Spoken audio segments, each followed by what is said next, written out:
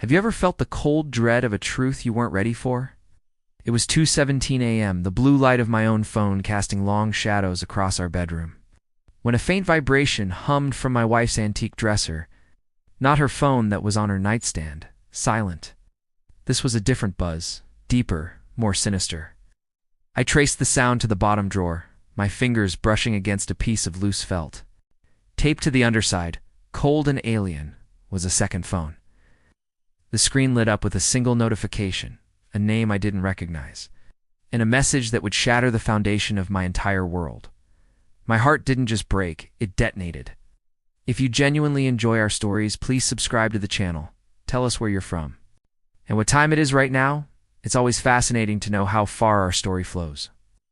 For 10 years, Jessica was my everything. We built a life in a brownstone just off Lincoln Park in Chicago. A life I thought was perfect. I was a partner at a downtown law firm. She was a rising star in real estate. We were the couple everyone envied. But for the last 6 months, a subtle poison had been seeping into our home. It started with late nights she blamed on client dinners, her phone angled away from me on the couch, her laughter just a little too forced. Come home to the scent of a cologne that was in T-mine lingering in the hallway, a ghost I couldn't grasp. When I'd ask, she'd touch my cheek, her eyes cool and distant, and call me paranoid.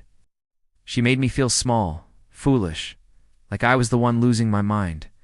The humiliation was a quiet, constant burn.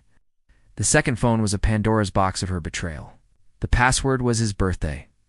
Mark, a developer she'd been working with. The texts were a novel of our marriage's death, written in excruciating detail.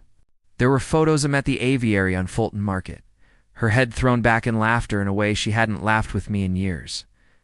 There were hotel receipts for the peninsula, charged to a credit card I never knew existed. They mocked my schedule, my habits, my love for her. He's at that boring, firm dinner on Wacker, one text read. Meet me now.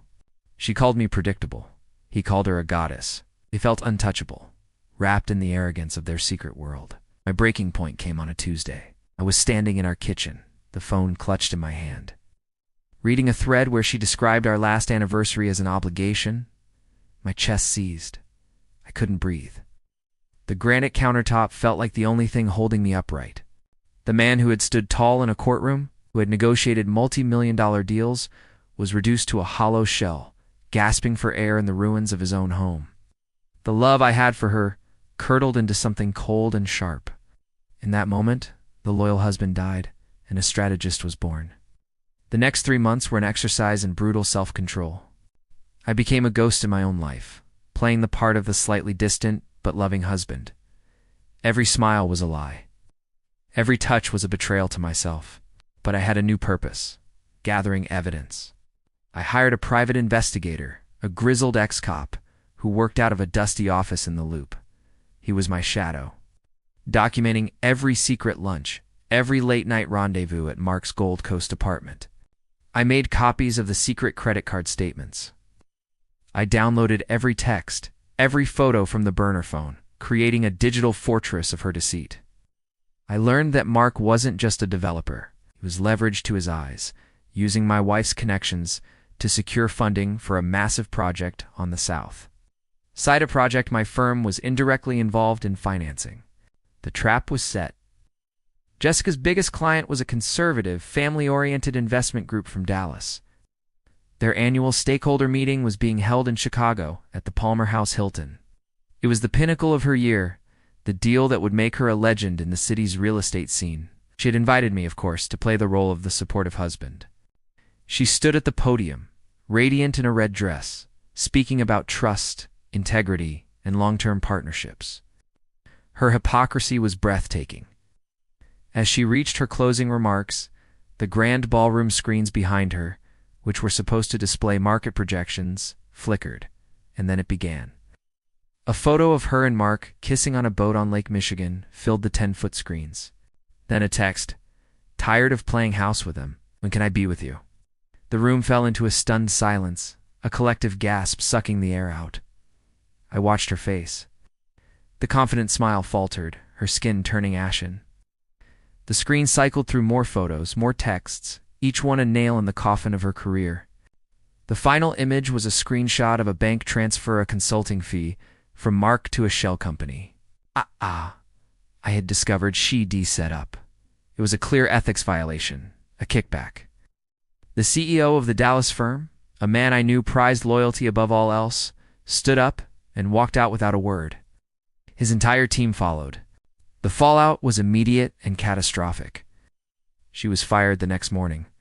The state real estate board launched an investigation.